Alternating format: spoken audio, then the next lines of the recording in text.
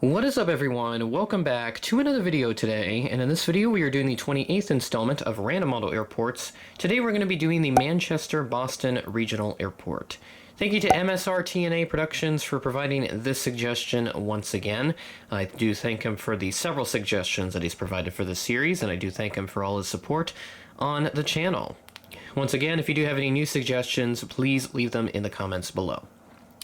Two items on the agenda here before we hop into this update. Number one, this update is being pre-recorded, and what that means is that this update has been recorded more than a week in advance. Typically, I like to record these airport updates within a week or so of them needing to be uploaded, so that way I have plenty of time to put them together whilst I have like school or other stuff going on, especially in the summer too, when I'm not usually that busy. It gives me plenty of time to put stuff together, so that way content can come out on a regular basis.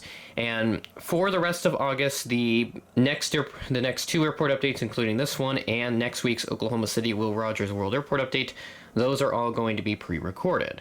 So you'll see a little note at the top left of your screen at the beginning of each of those videos, and you should have seen one at the beginning of this video unless I forgot to put it in there. If not, then I guess you caught me slacking.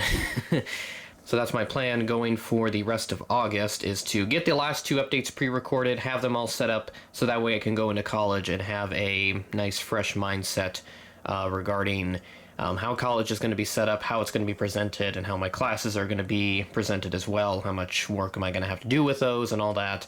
I figured I'd not want to worry about content and all that stuff because I just want to go in there and make sure that I can get all the stuff done and make sure I understand what I can expect out of my classes and what they expect from me. So once I figure everything out, I will start to create a plan of action for how to get content out on a regular basis still, which will probably mean that most airport updates will be pre-recorded from here on out, at least up until next summer, until I come back home for the summer period. But otherwise, I think that's going to be kind of the plan of action as of right now. But that could change at any moment. Second item on the agenda is that with this Random Model Airport update, I'm going to start including just a few little tidbits here and there throughout the video, just so that way you actually learn a little bit of something out of each airport, since kind of the bread and butter for the Random Model Airport series is to do the intro, provide a suggestion if this was a suggested airport or a requested airport, and then just kind of go through the planes, kind of go through them all, and then wrap up the update like that. So it's kind of the bread and butter, but I want to add a little bit of meat to it as well, so as such, the meat in this case is going to be just some basic tidbits. So kind of talk about the current facility. This actually opened back in 1994. This replaced the old facility from the 60s.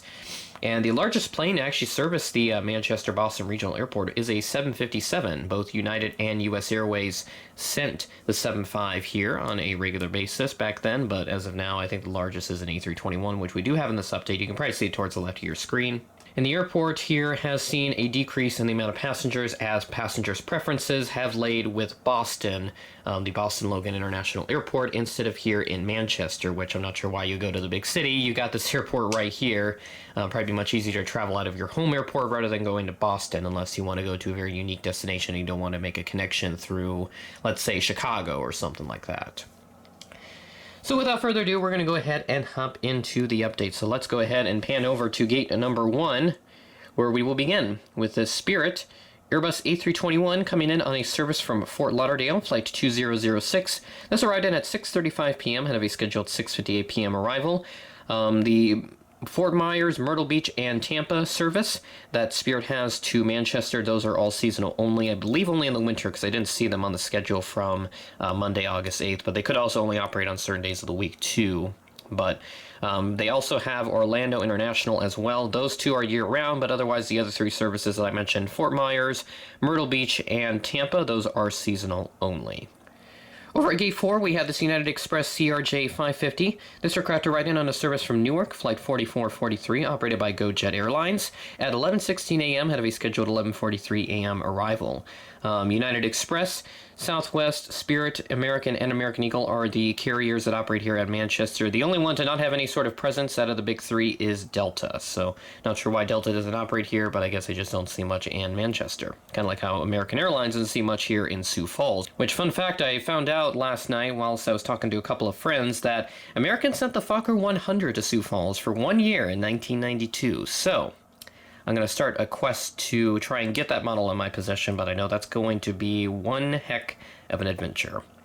Over at Gate 8, we had this American Airbus A319. This aircraft arrived in on a service from Charlotte, flight 1677, at 4:21 p.m. ahead of a scheduled 4:32 p.m. arrival, as American is the only of the big three to have any sort of mainline service. Otherwise, you just have United Express, and then there's no Delta service.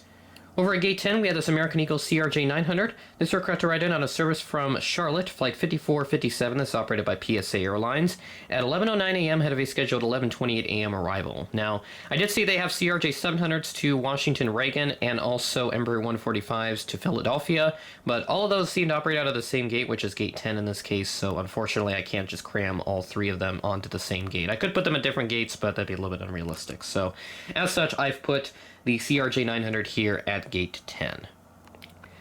At Gate 12, we had the Southwest 737-700 with the New Mexico 1 livery, so a very special visitor here for this Random Model Airport update. How about that?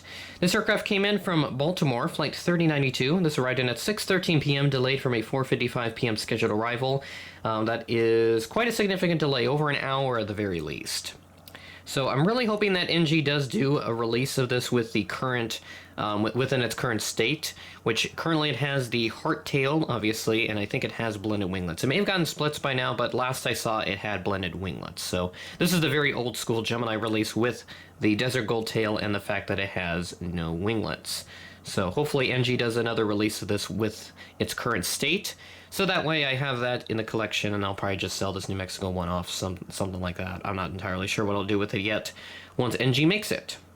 At Gate 14, we have the Southwest 737-800 in the Heart livery. This aircraft arrived in on a service from Chicago Midway, flight 1789, at 1:23 p.m., delayed from a 12:05 p.m. scheduled arrival, so that is an hour and 18 minutes of a delay for that aircraft. So both these Southwest planes unfortunately delayed in this update. As everything here at the passenger terminal, there is one more plane. There's a cargo plane, actually, just kind of taxiing by here. This UPS 767-300 from Louisville. This is operating flight 2054, which arrived in at 6:47 p.m., ahead of a scheduled 6:52 p.m. arrival.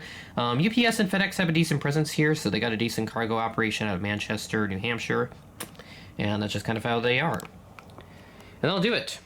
Kind of a quick Random Model Airport update here. I know there's not many planes, but it doesn't seem like they get very much service anyway, so I can't really make stuff up and kind of go with it. I just kind of wish there was more planes at the gates, so that way it could create like a really nice lineup. But it is what it is, and I'm more than happy to work with whatever we've got here at the Manchester-Boston Regional Airport. So Spirit and United, you got the American stuff here, and the Southwest stuff all the way over here, and this little UPS jet, not little actually, but pretty big, taxiing by. So, as I said at the beginning of the video, airport updates from here on out, at the very least, up until the end of August, will be pre-recorded. And I'll also start to include tidbits for Random Model Airport updates as well. So, you can watch last week's Sioux Falls Airport update for more information as to what's going to be happening for the channel in the future. But I don't anticipate any major effects, but I am trying to plan as if there will be, just in case, so that way I don't get disappointed in case I'm not able to continue content into the fall and winter. So that being said, that is the end of the video. Thanks for watching, and I will catch you in the next one.